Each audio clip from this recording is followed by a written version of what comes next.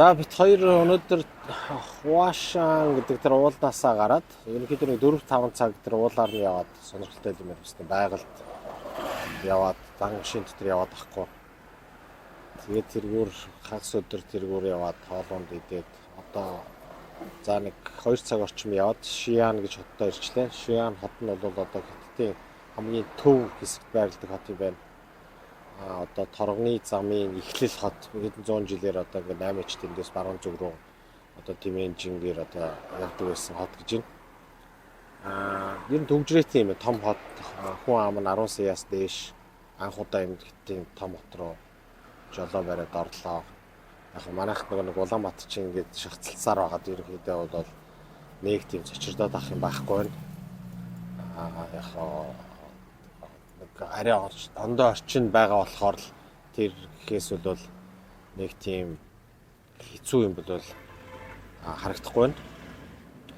Тэгээ Шиянда яах вэ гэхлээр өнөөдөр эндээ хоноод тэгээд маргааш ерөнхийдөө хотын төврээр нь явъя гэж бодож байна. Тэгээ бас нэг юм нь бол дандаа одоо ингээд машин дотор яваад хурдны замаас одоо хурдны замаар яваад цонхороо юм харах биш. Ерөнхийдөө бол үзэж харъя, зогсъё. Нэг их бол тэгж юу яахгүй явж байгаа. Мэдэл муутай юм шиг давхиад авахгүй.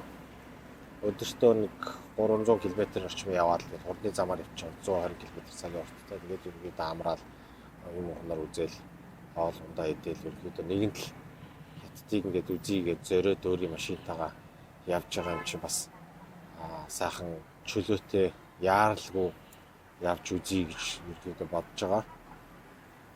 Тэгэхээр бол цаашдаа бол сонирхолтой юмуд оруулъя.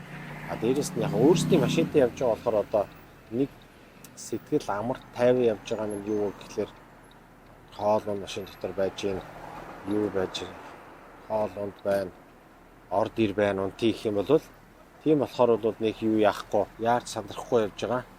Яг хүн ам нь олон болохоор хэцүү юм. Энд тэндгүү нөгөө нэг юм мотоцикл, энэ ундаг дугуйтай, хүнтэй юм энд тэндгүү юм байна.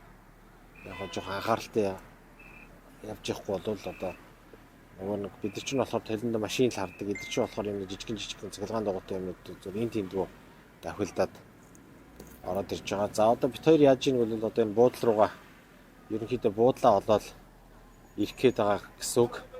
Энэ навигашны систем бол ерөнхийдөө бол маш нарийн юм байна энд. Тэгээд төлбөр төлөхөд бас жоохон төвхтэй.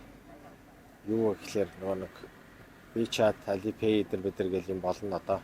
Одоо жишээлбэл одоо энэ ингээд хаалт нь ял энэ одоо онгох юм онгохгүй бүү мэд. Заримдаа онгоо, заримдаа онгоод байхгүй. Тэгээ манай Brother with me, I'll let to the hotel. Okay, thank you. Тэгэхээр заримдаа нөгөөх нь онгоо, заримдаа онгохгүй.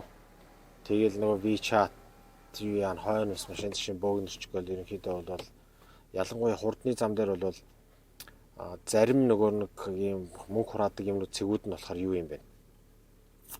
Автомат хүн байхгүй. Зарим нь болохоор хүнтэй. Тэгэхээр тэрийг ялгаж салгаж сурж агаад хүнтэй рүү очих юм бол ядч нэг хүн тэр очроо олоод хаалга онгойлгох чинь. Нэг бол тэр хөнгүүр нь очих юм бол тэгээд бүх энийг хар мянган машин ардаг гацаачих юм байна. Яг одоохондоо бид хоёр бол тгээгүй. Гэхдээ ер нь бол анхаарахад бол тэр чухал юм байна. WeChat бол ерөөс байнгын юм байна. Ямар ч бэлэн мөнгө авах юм. Бэлэн мөнгө авах ч сонирхол байхгүй болсон юм байна. Гэтэл бол карт ч ер нь баг унш тийм үү. Тэгээд ерөөсөө WeChat, Alipay. Худалдаа хөгжлийн банк бол гайгүй ажилт юм байна. Хаан банк бол жоох хэцүү юм шиг санагдсан. Яагаад хэцүү санагдсан байг бол одоо тийм идэвхжүүлэх код ирдэм байна. Хаан банкийнх болохоор тэр нь зөвхөн гар утас руугаа ирдэг. Тэгэхээр заавалчгүй утсаа бас роумингтэй байлгах хэрэгтэй болно гэсэн үг шүү дээ. Худалдаа хөгжлийн банк болохоор имэйлээр ирчтэй юм байна. Тэгэхээр шууд код нь имэйлээр ирээд тэр кодыг харж агаад идэвхжүүлчтэй юм байна. За нэг тиймэрхүү байна. Маргаашнаас дахиад нэмээд өөр сонирхолтой бичлэгүүдээ хийхийг хичээе та бүхэнд. За баярлалаа манай пэйжийг follow, like, share дагаарай.